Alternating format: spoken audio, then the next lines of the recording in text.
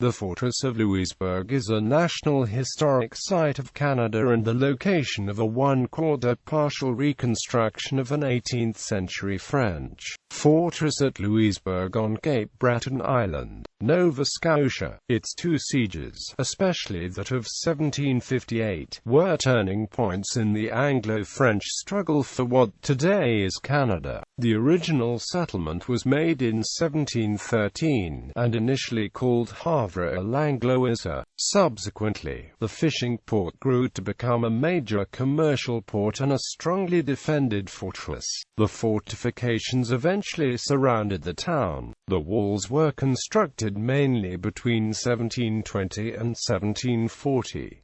By the mid-1740s, Louisbourg was one of the most extensive European fortifications constructed in North America. It was supported by two smaller garrisons on Isle Royale located at present-day St. Peter's and Englishtown. The Fortress of Louisbourg suffered key weaknesses, since it was erected on low-lying ground commanded by nearby hills, and its design was directed mainly towards sea-based assaults, leaving the land-facing defenses relatively weak. A third weakness was that it was a long way from France to Quebec, from which reinforcements might be sent. It was captured by British colonists in 1745, and was a major bargaining chip in the negotiations leading to the 1748 treaty ending the War of the Austrian Succession. It was returned to the French in exchange for border towns in what is today Belgium. It was captured again in 1758 by British forces in the 7 Years' War, after which its fortifications were systematically destroyed by British engineers. The British continued to have a garrison at Louisbourg until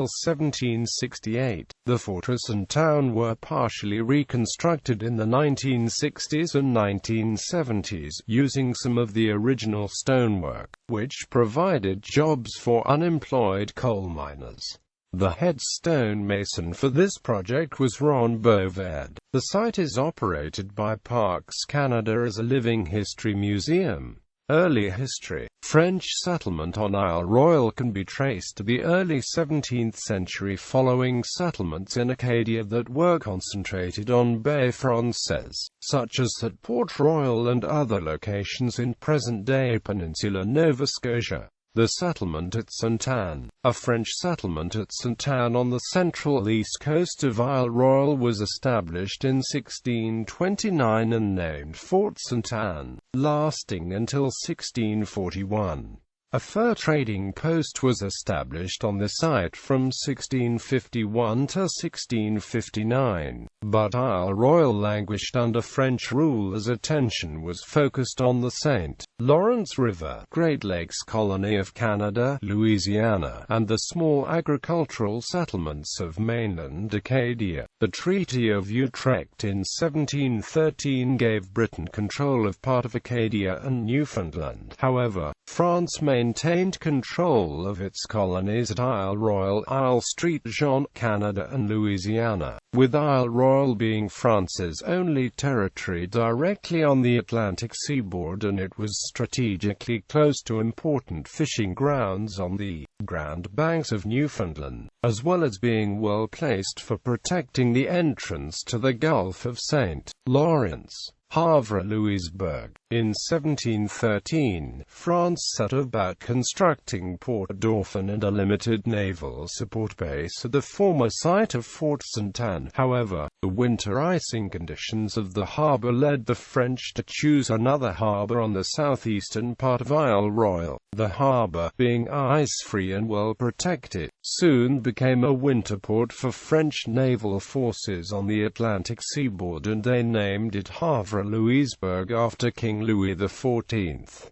Fortified town. The Fortress of Louisbourg was the capital for the colony of Isle Royale, and was located on the Atlantic coast of Cape Breton Island near its southeastern point. The location for the fortress was chosen because it was easy to defend against British ships attempting to either block or attack the St. Lawrence River, at the time the only way to get goods to Canada and its cities of Quebec and Montreal. South of the fort, a reef provided a natural barrier, while a large island provided a good location for a battery. These defences forced British ships to enter the harbour via a 500-foot channel. The fort was built to protect and provide a base for France's lucrative North American fishery and to protect Quebec City from British invasions. For this reason it has been given the nicknames Gibraltar of the North or the Dunkirk of America. The fort was also built to protect France's hold on one of the richest fishing grounds in the world, the Grand Banks.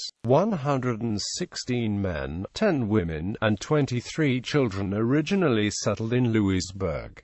Citizens and establishments. Louisbourg was a large enough city to have a commercial district, a residential district, military arenas, marketplaces, inns, taverns and suburbs, as well as skilled laborers to fill all of these establishments. For the French, it was the second most important stronghold and commercial city in New France.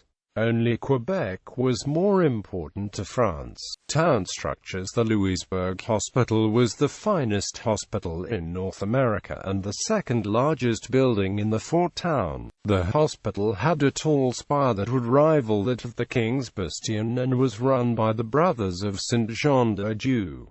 Population growth. The population of Louisbourg quickly grew. In 1719, 823 people called this maritime city their home. 7 years later, in 1726, the population was 1,296. In 1734 it was 1,616, and by 1752, the population of Louisbourg was 4,174. Of course, population growth did not come without consequences. Smallpox ravaged the population in 1731 and 1732, but Louisbourg continued to grow, especially economically. Economy. Unlike most other cities in New France, Louisbourg did not rely on agriculture of the seigneurial system. Louisbourg itself was a popular port, and was the third busiest port in North America. It was also popular for its exporting of fish, and other products made from fish, such as cod liver oil. The North Atlantic fishing trade employed over 10,000 people, and Louisbourg was seen as the nursery for seamen. Louisbourg was an important investment for the French government because it gave them a strong commercial and military foothold in the Grand Banks. For France, the fishing industry was more lucrative than the fur trade. In 1731, Louisbourg fishermen exported 167,000 quintals of cod and 1,600 barrels of cod liver oil. There were roughly 400 shallop fishing vessels out each day vying for the majority of the day's catch. Also, 60 to 70 ocean-going schooners would head out from Louisbourg to catch fish further down the coast. Louisbourg's commercial success was able to bring ships from Europe, the West Indies,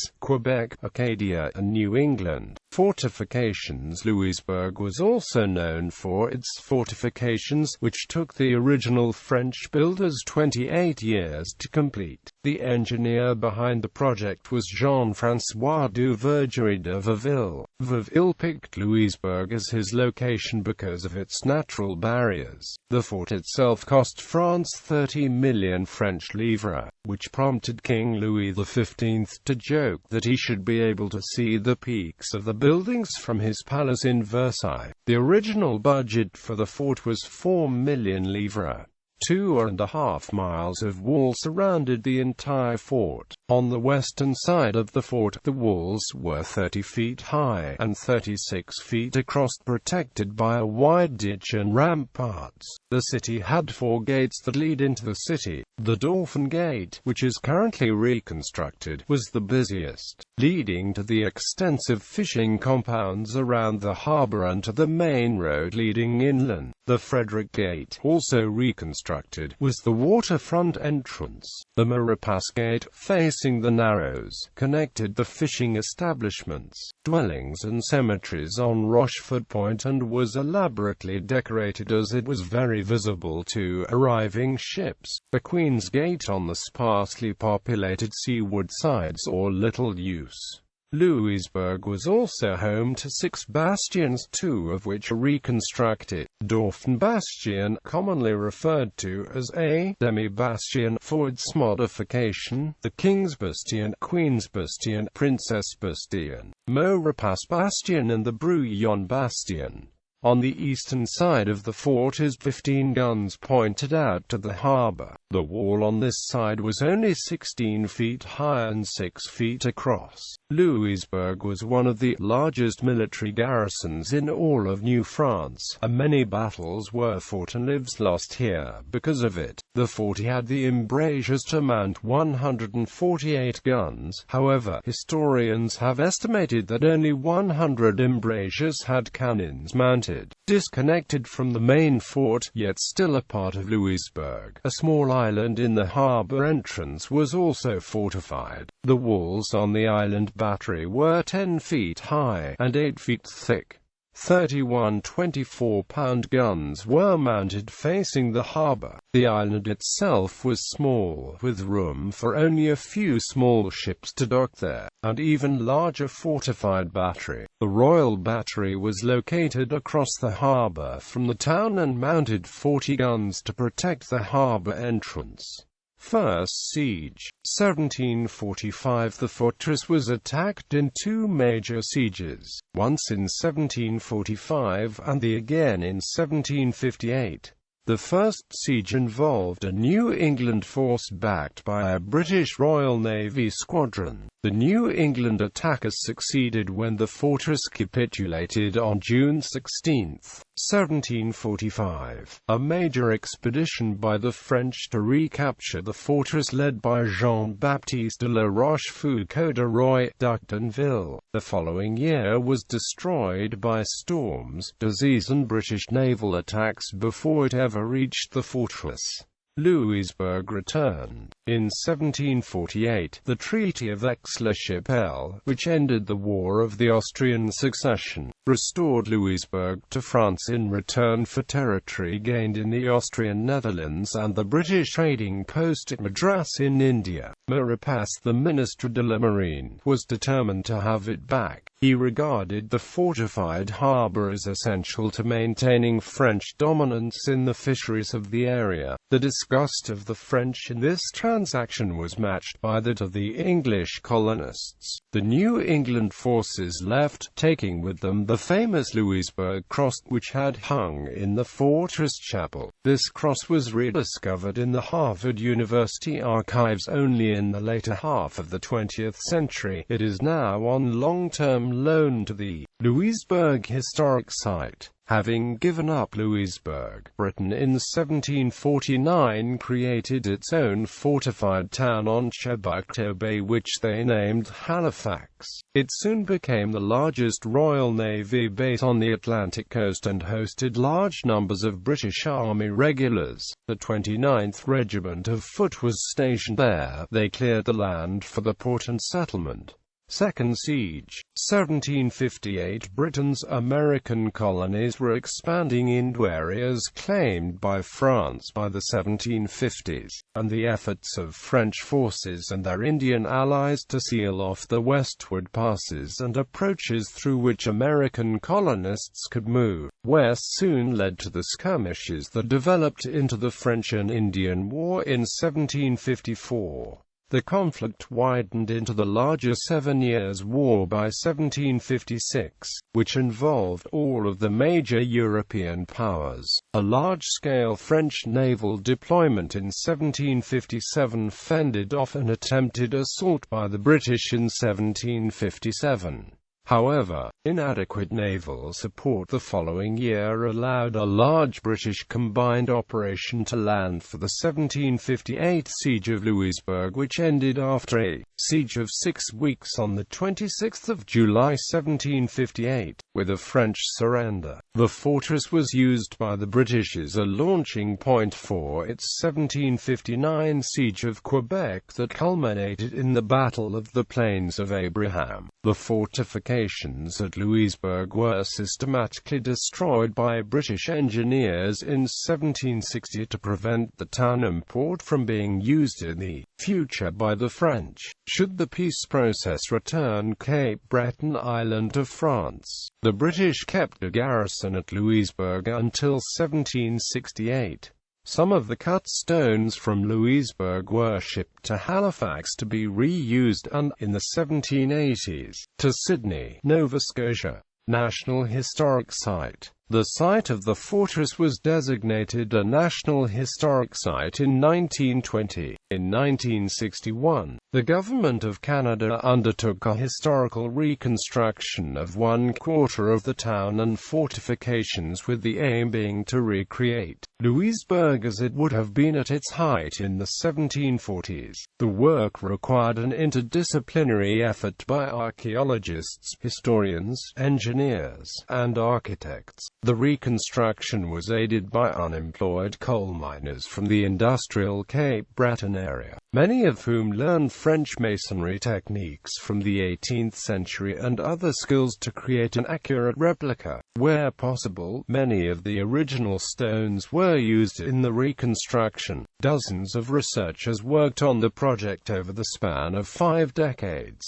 They included British-born archaeologists Bruce W. Fry and Charles Lindsay, and Canadian historians B. A. Balcom, Kenneth Donovan, Brenda Dunn, John Fortier, Margaret Fortier, Alan Greer, A. J. B. Johnston, Eric Krause, Anne Marie Lane Jonah, T. D. McLean, Christopher Moore, Robert J. Morgan, Christian Pouyes, and Giles Prolk. There were many more. Among the architects, Yvonne Leblanc, one of the first Acadian architects, was responsible for most of town site buildings, with input from researchers who contributed to various committees. Today, the entire site of the fortress, including the 1/4 reconstruction, is the Fortress of Louisbourg National Historic Site of Canada, operated by Parks Canada. Offerings include guided and unguided tours, and the demonstration and explanation of period weapons, including muskets and a cannon. Puppet shows are also shown.